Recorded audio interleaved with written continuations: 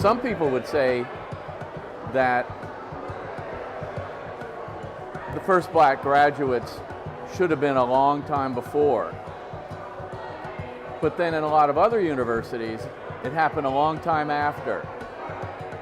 So I think it's important to recognize the accomplishments of those that took the challenge to go and be pioneers, so-called trailblazers, at the university, take on that challenge, be different.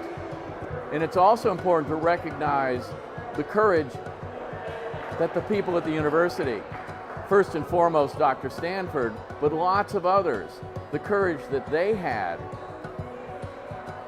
to take that on, and to not waver in their insistence that it was the right thing to do.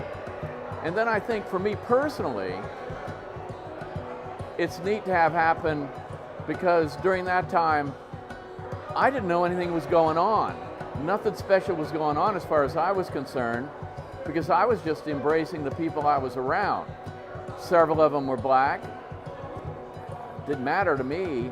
They were hardworking, dedicated, serious students like I was. I was on full scholarship. I never got a penny from my parents because they weren't capable of it. And so I guess without realizing it, I said before that we focused on what we had in common. Well, I had more in common than I ever realized.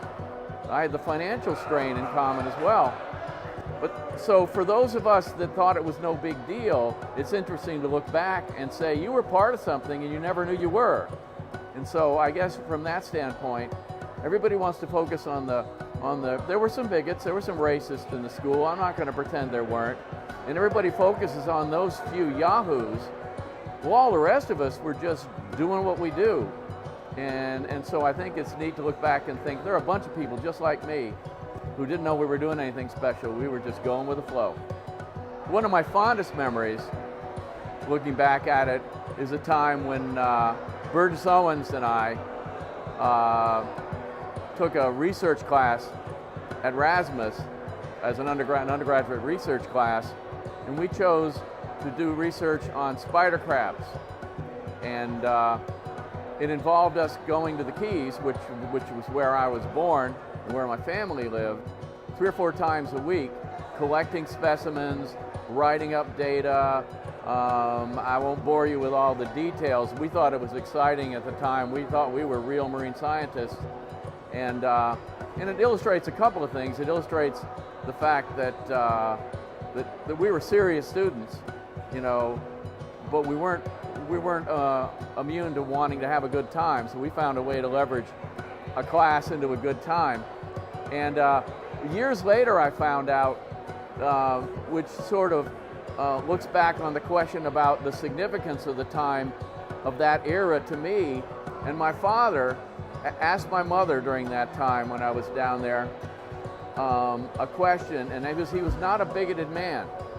But to give you some background, I sort of embraced diversity all the time.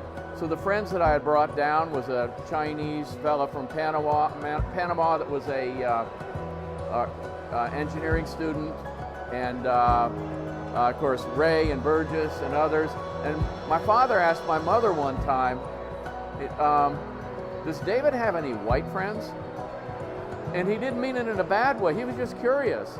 And it sort of also looked to the amount of pleasure I had sort of feasting on this diversity buffet that I had and embracing it, because I'd grown up not with any diversity around me at all.